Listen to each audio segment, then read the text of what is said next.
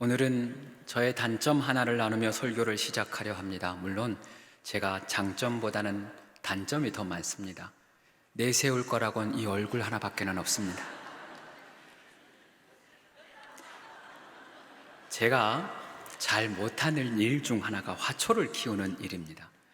그래도 집에 화분 하나는 있어야겠다 싶어 권사님이 하시는 화원에 갔습니다. 제 상황을 잘 설명드리고 잎이 넓되 잘 죽지 않는 화분 하나를 가져왔습니다. 감사하게도 물도 잘 못 주고 관리도 잘 못했는데 너무 잘 자라는 거예요. 얼마나 시간이 지났을까요? 화초가 너무 이제는 커져서 분갈이를 해야 할 때가 되어져서 다시 화원을 찾았습니다. 처음으로 화초를 잘 키울 수 있어서 제가 혼자 얼마나 뿌듯했는지 모릅니다. 다시 일주일이 지났습니다. 화분을 찾으러 갔지요. 그런데 그 화분만 바뀐 것이 아니라 그 안에 화초도 바뀐 겁니다. 어찌된 일인가 물으니 뿌리가 다 죽었답니다. 아니, 그렇게 잎이 풍성했는데 어떻게 그럴 수 있습니까? 재차 물으니 뿌리가 썩어서 마지막 발악으로 그 잎이 무성해진 것이랍니다. 그것도 모르고 좋아했던 제 자신이 얼마나 부끄럽던지요. 그런데 그때 주님이 저에게 말씀하시는 것 같았습니다. 너의 뿌리는 살아있느냐? 너의 믿음의 뿌리는 잘 살아있느냐? 너무나 큰 충격이었습니다. 혹시 나도 잎은 풍성한데 뿌리가 죽어있지는 않은가? 혹시 나도 잎만 무성하고 죽어있는 신앙 살고 있는 것은 아닌가 돌이키게 되었습니다. 오늘 등장하는 4대 교회가 그런 교회였습니다. 겉으로는 살아있으나 실상은 죽은 교회, 칭찬은 없고 책망만 있는 교회가 바로 4대 교회였습니다. 4대 교회는 어쩌다가 죽은 교회가 되었을까요? 그 죽어버린 4대 교회 살 수 있는 방법이 있을까요? 오늘은 돌이키면 산다, 돌이키면 산다 라는 제목으로 하나님의 은혜를 나누고자 합니다. 먼저 4대 교회에 등장한 주님의 모습을 한번 살펴보십시다. 소아시아 7교회는 각 교회마다 서로 다른 상황과 환경에 처해 있었습니다. 때문에 주님은 그때마다 서로 다른 모습으로 자신을 드러내십니다. 죽음의 위기 앞에서 충성을 다해야 했던 그 서머나 교회에는 죽었다가 다시 살아나신 이로, 발람의 교훈을 잘라내야 했던 버가모 교회에는 좌우에 날선 검을 가지신 이로 등장을 했습니다. 4대 교회는 어떨까요? 오늘 1절 말씀 이렇게 시작합니다. 4대 교회의 사자에게 편지하라. 하나님의 7영과 7별을 가지신 이가 이르시되 라고 쓰여 있습니다. 여기 하나님의 7영, 완전하신 영, 즉 성령 하나님을 가리킵니다. 그리고 7별은 주님이 7교회에 보내신 천사들을 의미합니다.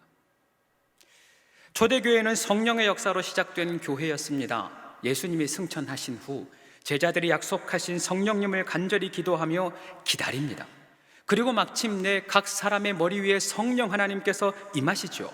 그렇게 시작된 성령의 공동체가 바로 교회인 것입니다. 교회가 언제 무너집니까? 성도가 사라질 때가 아니라 성령의 역사가 사라질 때입니다. 건물이 없어질 때가 아니라 하나님의 임재가 사라질 때 무너지는 겁니다.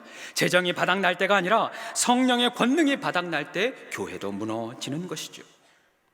삼손이 성령으로 충만했을 때는 나귀 턱뼈 하나로 1000명을 무찌릅니다. 그러나 성령이 떠나갔을 때 능력은 사라지고 눈이 멀어버리고 노예가 됩니다.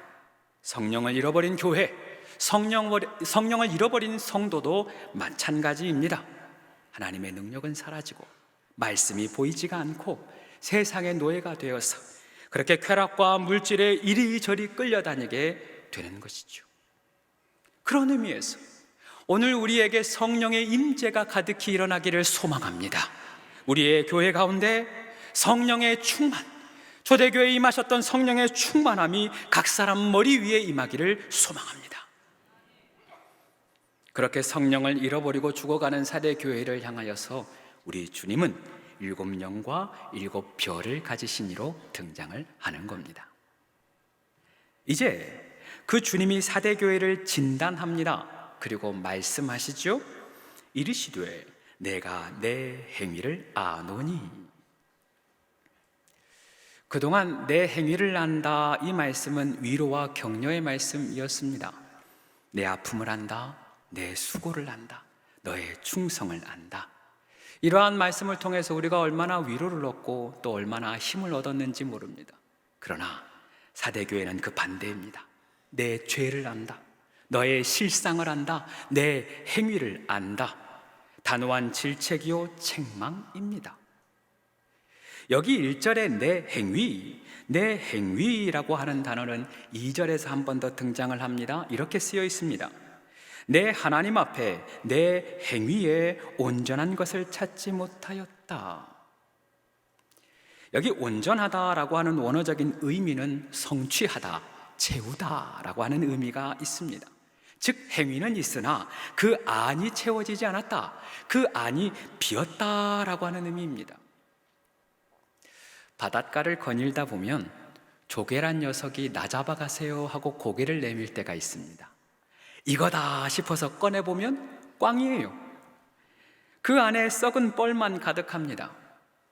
열심히 교회 생활도 하고 봉사도 하지만 막상 그 안을 들여다보면 세상 것이 가득합니다. 냄새나는 것이 가득합니다. 죄와 탐욕으로 가득한 것입니다. 이런 신앙을 가리켜 껍데기 신앙이라고 부르는 겁니다.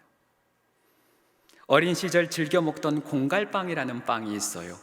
겉모양은 이만큼 큰데 속이 비어 있습니다. 내가 옛날에는 다 해봤어. 내가 하면 그것보다 더 잘해. 말로는 교회를 100개도 넘게 세웁니다. 그러나 그 알맹이가 없어요. 이러한 신앙을 가리켜 공갈신앙이라고 부르는 겁니다. 사대교회의 실상이 이와 같았습니다. 경건의 모양은 있으나 경건의 능력이 없는 겁니다. 그 안에 복음이 없습니다. 십자가를 버렸습니다. 예수가 없는 것입니다. 껍데기 신앙, 공갈 신앙, 형식적인 신앙, 죽은 신앙인 것이죠. 그래서 그 교회를 향하여 주님이 강하게 책망하시는 것입니다. 1절의 마지막 부분입니다. 내가 살았다 하는 이름을 가졌으나 죽은 자로다. 내가 살았다 하는 명성을 가졌으나 실상은 죽었다. 사망 선언, 사망 진단입니다. 어쩌다 사대교회에 이런 진단을 받게 된 것일까요? 어쩌다 사대교회는 죽은 교회가 되어버린 것일까요? 이를 이해하기 위해서는 당시 사대라고 하는 도시를 이해할 필요가 있습니다. 사대는 과거 리디아 왕국의 수도였습니다. 지리적으로는 소아시아 7교회, 7도시 중에 중앙에 위치되어 있습니다. 그로 인해 자연스럽게 무역의 중심지가 되고 또 교통의 중심지가 됩니다. 뿐만 아니라 강이 있어 땅이 비옥하고 또 그 강에서는 금이 나왔답니다. 양털 가공, 염색 기술에 뛰어납니다. 황금의 도시, 부의 도시, 쾌락과 향락의 도시가 바로 사대였던 것입니다. 더불어 사대는 당시 가장 안전한 도시였습니다. 이곳 지형이 좀 특이해요. 한쪽으로는 높은 산이 있습니다. 그리고 나머지 삼면으로는 깎아지는 듯한 절벽입니다. 때문에 그 누구 하나 침공할 엄두도 되지 않습니다. 역사상 단 2번밖에 함락되지 않은 천연의 요새, 남공불락의 요새였습니다. 한 걸음 더 나아가서 사대는 종교의 도시였습니다. 시벨리 신전을 중심으로 하여서 수많은 신전들이 건축되었습니다. 황제 숭배에도 가장 앞장섰던 도시였습니다. 심지어 문헌에는 유대인들이 모이는 회당이 있었는데 무려 1000명이 들어갈 정도로 큰 규모였다고 해요. 우리 본당이 워낙 크니까 1000명 정도는 놀라지도 않아요. 무려 1000명이 모이는 규모였습니다. 안 되네요. 이러한 환경 위에 사대교에 세워졌으니 얼마나 풍요로웠겠습니까? 황제로 인한 핍박도 없습니다. 전쟁의 위협도 없습니다. 양쪽으로 부흥하니 인원이나 재정에 대한 염려도 없습니다. 모든 것이 윤택하고 모든 것이 풍족합니다. 그러나 그 풍요가 사대교회를 죽게 만든 것입니다. 비커 속의 개구리를 서서히 끓이면 죽음을 인지하지도 못한 채 죽는다지요. 그 안락함이 안일함이 되어 사대교회를 죽게 만든 것입니다. 모든 것이 평안하니 기도하지 않습니다. 모든 것이 풍족하니 하나님을 찾지도 않습니다. 여기가 천국이고 여기가 좋으니 다시 오실 주님을 기다리지 않는 것입니다. 그렇게 사대교회는 쾌락과 안일함에 빠져 서서히 죽어가게 된 것이죠. 성경학자 윌리엄 핸드릭스는 그런 사대교회를 향해서 이렇게 평가합니다. 사대교회는 매우 평온한 교회였다. 그러나 그들이 즐긴 평강은 공동묘지의 평강이었다. 혹시나 우리에게도 이런 모습 있지는 않습니까? 17세기 영국의 목회자 매튜 미드는 그의 책 유사 그리스도인에서 예수님을 믿지 않으면서도 교회에 적극적인 유사 그리스도인이 많다 이야기합니다. 그리고 이야기합니다. 사람이 보기에 훌륭한 그리스도인이 되지 말고 하나님 보기에 훌륭한 그리스도인이 되어야 한다. 시간이 흘러 21세기 카일 아일드먼 목사는 그의 책 팬인가 제자인가에서 마찬가지로 겉모습만 제자인 그리스도인에 대하여 이렇게 이야기합니다.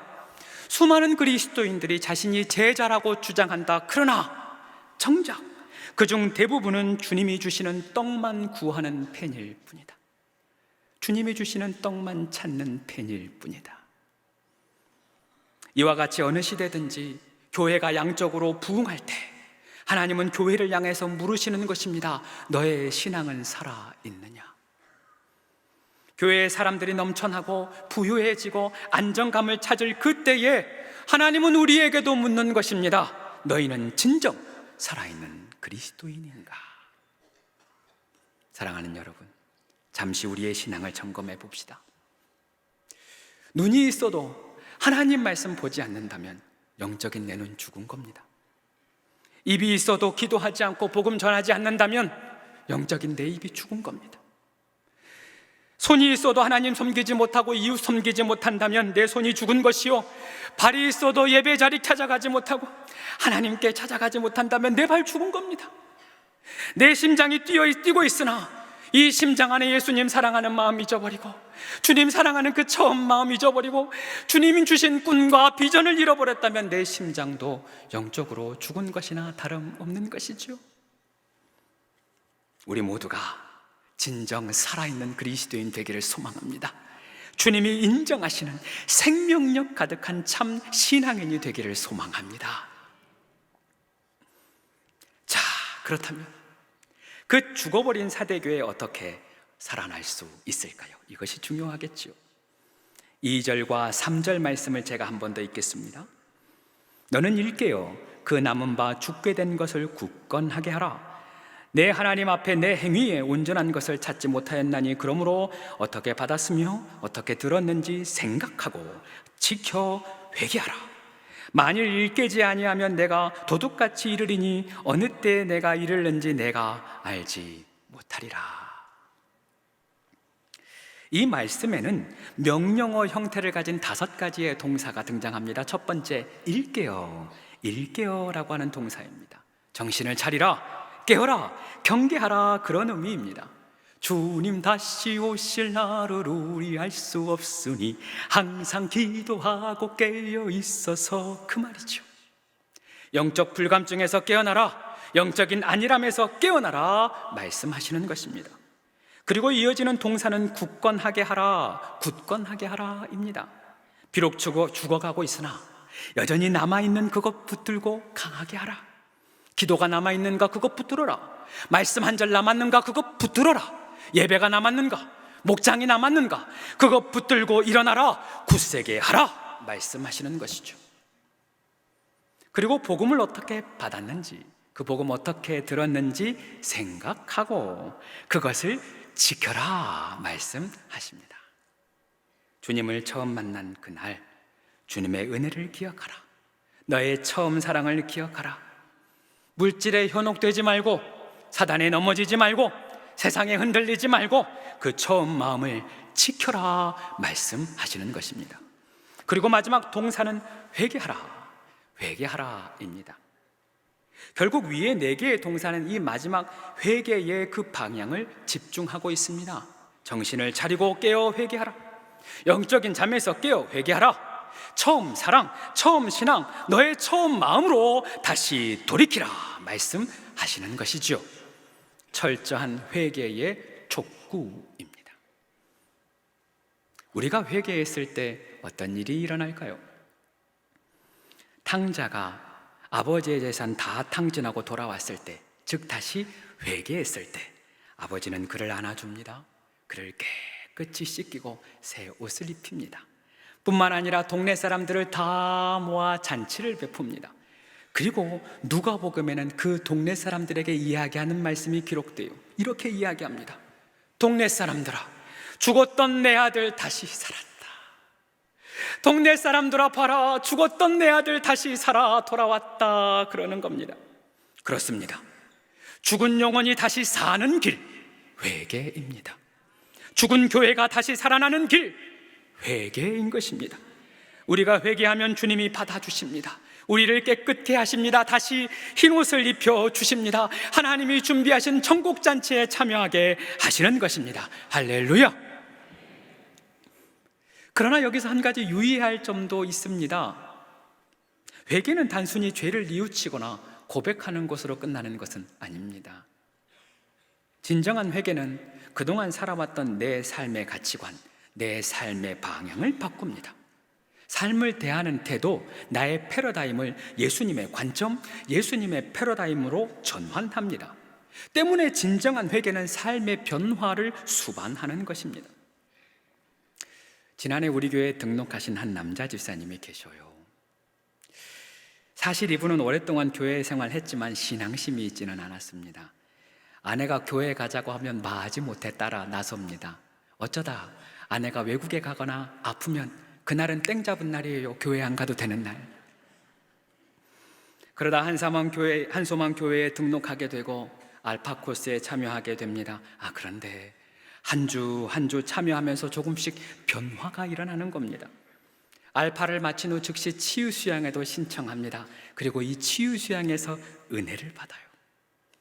치유 수양회를 마치고 목장에서 간증을 합니다. 이렇게 이야기하더라고요. 사실 제가 그전에는 교회에 끌려왔지 내 발로 온 적이 없습니다.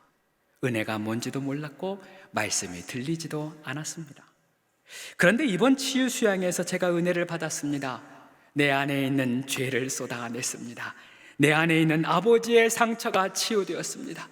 얼마나 울며 또 기도했는지 모릅니다. 그러는 거예요. 그런데 그 다음이 중요합니다. 이제는 주일이 너무 기다려집니다. 예배가 너무 기다려집니다. 혹여나 세상에 살면서 그 은혜를 잊어버릴까봐 그래서 더 찬양하고 그래서 더 말씀을 듣습니다. 이제는 제가 전도도 합니다. 그러는 거예요. 이것이 회개입니다. 말이 바뀝니다. 표정이 바뀝니다. 행동이 바뀝니다. 그동안 살아왔던 삶이 180도 바뀌는 것입니다. 그래서 고백하게 되는 것입니다. 주 예수보다도 귀한 것 없습니다. 이 세상 부귀와 바꿀 수 없습니다. 이 세상 명예와 바꿀 수 없습니다. 이 세상 행복과 바꿀 수 없습니다. 세상 즐거움 다 버리고 세상 자랑 다 버렸네. 주 예수님보다 귀한 것은 없습니다. 고백하게 되는 것이죠. 이와 같이 진정한 회개가 일어나면 죽었던 신앙이 살아납니다. 무너졌던 내 삶이 다시 살아나게 되는 것입니다. 뿐만 아니라 가정이 살아나고 함께하는 목장 공동체가 살아나고 교회가 살아나게 되는 것이지요. 사랑하는 성도 여러분, 오늘 이 시간 우리 모두에게 진정한 회개가 일어나기를 소망합니다. 지금 이 시간 우리에게 회개의 영이 임하여 내 생각이 바뀌고 내 가치관이 바뀌고 삶이 바뀌기를 축복합니다. 회개하면 저주는 떠나가고 생명이 찾아옵니다. 회개하면 사망은 떠나가고 참된 생명의 삶이 펼쳐지는 것입니다. 이렇게 살았다는 이름을 가졌으나 실상은 죽었던 사대 교회를 향하여 우리 주님은 강력한 회개를 요청하고 계시는 것이죠. 그런데 여기서 질문 하나가 더 생깁니다. 죽은 사람은 들을 수가 없는데 왜 주님은 계속 외치고 계시나? 아니, 이미 죽었는데 더 이상 들을 수가 없을 텐데 왜 주님은 계속해서 말씀하시는 것일까? 이어지는 4절의 말씀이 그 해답을 가리키고 있습니다. 4절 말씀입니다. 그러나 사대에 그 옷을 더럽히지 아니한 자 몇 명이 내게 있어 흰 옷을 입고 나와 함께 다니리니 그들은 합당한 자인 연고라. 여기 그러나라는 말씀이 중요합니다. 죽어버린 사대교회에 그러나 희망은 있다. 죽어가는 한국교회에 그러나 희망의 불씨는 있다. 죽어가는 우리의 신앙 그러나 희망의 씨앗은 있다. 그런 의미죠. 그러나 사대에 옷을 더럽히지 아니한 자 몇 명이 있다라고 쓰고 있습니다. 여기 옷이라고 하는 것은 그냥 옷이 아니라 그의 신분과 정체성을 의미합니다. 즉 하나님의 자녀된 신분을 더럽히지 않는 자가 있다. 거룩한 성도의 정체성을 더럽히지 않는 자가 있다. 그런 의미이지요. 죽은 줄로만 알았던 사대교회, 그럼에도 불구하고 희망이 있는 이유는 하나님의 자녀로 당당히 살아가는 거룩한 성도가 남아있었기 때문입니다. 아브라함의 조카 롯이 소돔 땅을 향해 갑니다. 롯이 보기에는 그 땅이 너무 좋아 보이는 거예요. 에덴 동산같이 보였답니다. 그러나 실상은 타락이요 죄악이요 절망뿐이었지요. 하나님이 마침내 그 땅을 멸하려 하시는데 아브라함이 그 하나님을 막았습니다. 하나님, 그 땅에 의인 50명 있으면 어찌하시렵니까? 그리하면 내가 멸망하지 않을 거다. 하나님, 혹여나 그 땅에 의인 40이 있으면 어떻게 합니까? 의인 30이 있으면 어떡합니까? 의인 20이 있으면 어떻게 합니까? 하나님 한 번만 더 들어주십시오. 하나님 그 땅에 의인 10명 있으면 어떻게 합니까? 거듭 요청합니다. 그때마다 우리 하나님은 그리하면 그 땅 멸하지 않겠다 말씀하시죠. 그러나 결국 그 땅에 의인 10명이 없어 소돔과 고모라는 흔적도 없이 멸망하게 됩니다. 그러나 그 반대의 경우도 있습니다. 다니엘과 세 친구가 바벨론 포로로 끌려가요. 가장 먼저 그들을 시험했던 것이 왕의 음식과 포도주입니다. 그들에게 필요한 모든 것 다 주고 3년 후 왕 앞에 나와서 평가를 받게 돼요. 그때 다니엘이 한 가지 결단을 하는데 다니엘서 1장 8절입니다. 우리가 다 같이 한번 읽어봅시다. 다니엘은 뜻을 정하여 왕의 음식과 그가 마시는 포도주로 자기를 더럽히지 아니하리라 하고 자기를 더럽히지 아니하도록 환관장에게 구하니, 다니엘이 뜻을 정했답니다. 나는 우상의 제물로 나를 더럽히지 않겠다. 나는 우상의 포도주로 나를 더럽히지 않겠다 결단을 합니다. 그 결과가 어떻게 됩니까? 온갖 산의 진미를 먹은 그 어떤 사람들보다도 더욱 뛰어나게 되는 것입니다. 하나님이 그를 높여서 포로 시대에 희망의 역사를 써 가시는 것이지요. 사랑하는 성도 여러분, 주님은 지금도 이 죄로 가득한 세상 속에서 자신을 더럽히지 않는 그 한 사람을 찾고 계십니다. 물질주의, 이기주의, 쾌락주의, 이 방탕한 시대 속에서 십자가 붙들고 복음 붙들고 오직 예수로 사는 그 한 사람을 우리 주님은 찾고 계시는 것입니다. 그 한 사람이 공동체의 희망이요, 교회의 희망이요, 우리 하나님의 희망이 되는 것입니다. 그렇게 거룩과 순결함으로 승리한 사람들에게 오늘 본문 5절은 하나님이 약속하고 계십니다. 이기는 자는 내가 그에게 흰옷을 입히리라. 이기는 자는 그 이름을 생명책에서 결코 지우지 않으리라. 이기는 자는 그 이름을 내가 시인해 주리라 말씀하십니다. 바라기는 저와 여러분이 세상에 물들지 않는 그 한 사람 되기를 소망합니다. 예수님의 십자가 붙들고 거룩한 옷을 지켜내는 바로 그 한 사람이 되기를 소망합니다. 마침내 이기는 자가 되어 저 천국에서 당당히 입성하며 하나님의 영광을 찬미하는 우리 모두가 되기를 간절히 소망합니다. 이러한 간곡한 주님의 외침에도 불구하고 사실 사대 교회는 순종하지 않았고 회개하지 않았습니다. 결국 쾌락과 탐욕에 빠져 그 사대 완전히 멸망하게 됩니다. 그러나 그렇지 않은 역사도 분명히 있습니다. 그 이야기로 오늘 설교를 마치려 합니다. 1907년 평양은 본문의 사대와 같이 영적으로 타락한 땅이었습니다. 기생학교가 있었던 기생의 도시 음란의 도시, 거짓의 도시가 평양이었습니다. 그해 평양 장대현 교회에서는 1월 2일부터 15일까지 큰 사경회가 열립니다. 전국 각지에서 사람이 날마다 몰려오는데 매일같이 무려 1,500명 이상이 모여 함께 기도하기를 시작합니다. 역시나 1,500명쯤은 눈 하나 깜빡하지를 않아요. 그러나 이렇게 많은 무리가 모이고 그 은혜가 벅차고 열기가 더해 갔지만 성령의 역사가 그 안에 나타나지는 않았습니다. 그렇게 마지막을 하루 앞두고 14일 저녁입니다. 당시 신학생이었던 길선주 장로님이 이 설교단 위에 오르십니다. 말씀을 전해야 하는데 설교를 찍고 난 후 갑자기 자신이 지은 죄를 고백하기 시작하는 것입니다. 하나님, 저는 아간과 같은 사람입니다.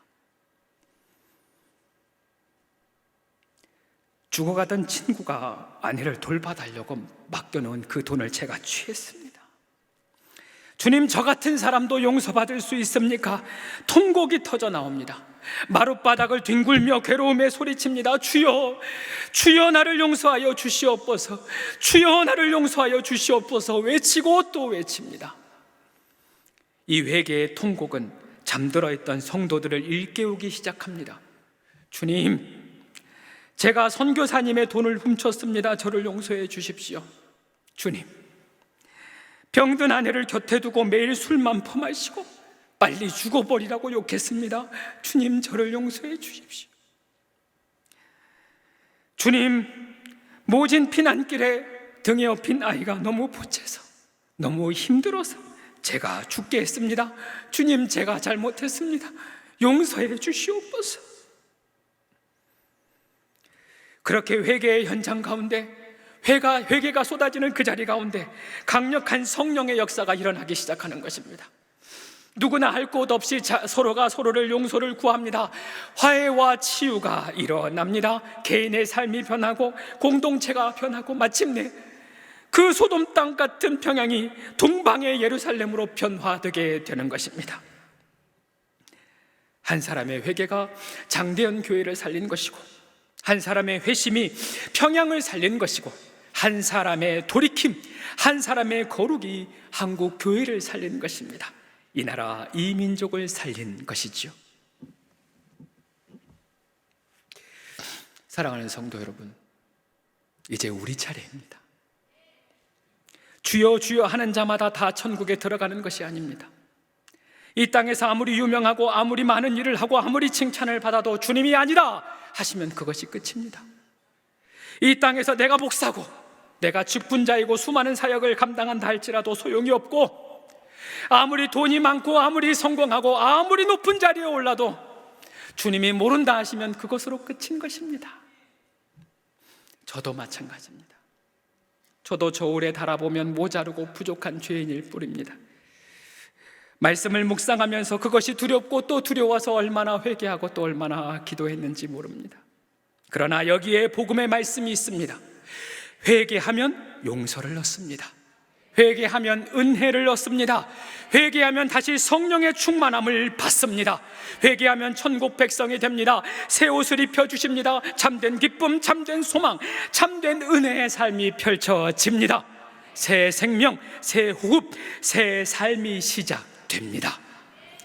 그렇게 믿는 사람들은 오늘 이 시간 저와 함께 고백하지 않겠습니까? 전부여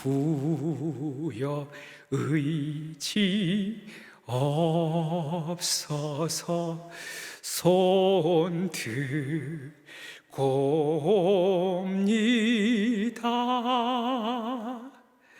주 나를 외면하시면 나 어디 가리까.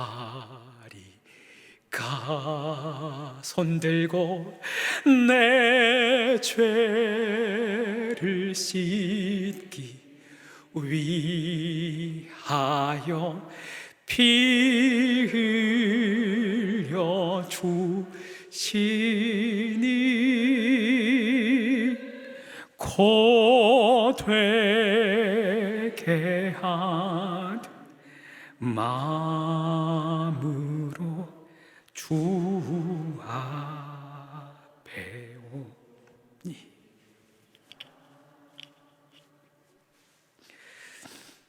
사랑하는 한소망의 성도 여러분, 회개하면 삽니다.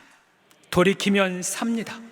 우리 모두가 회개함으로 깨끗함을 입어 주님 주신 새 옷 더럽히지 말고 거룩한 자녀, 거룩한 성도로 끝까지 승리하기를 주님의 이름으로 축복합니다.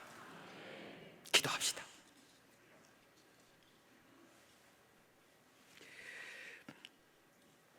사랑과 은혜가 풍성한 하나님 아버지, 오늘도 우리에게 말씀하여 주시니 감사합니다.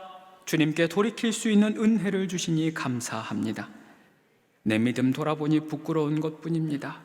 겉으로는 괜찮은 것 같으나 때로는 내 속에도 상한 마음이 가득했고 아픔이 가득했고 때로는 죄가 가득했습니다. 주님은 보혈의 은혜로 거룩의 옷을 입혀주셨건만 상처로 헐룩지고 죄로 헐룩지고 세상에 더럽혀졌습니다. 천부여 의지없어서 손들고 옵니다. 주님, 우리를 받아 주시옵소서. 이제 우리를 새롭게 하여 주시옵소서. 거룩한 성도로 살아가게 하여 주시옵소서. 거룩한 백성으로 당당하게 살아가게 하여 주시옵소서. 이 땅에서 무명한 자라도 천국에서 이름 있는 자로 살게 하여 주시고, 이 땅에서 죽은다 같을지라도 천국에서 영원한 생명을 가진 자로 살게 하여 주시옵소서. 예수님 이름으로 기도드립니다.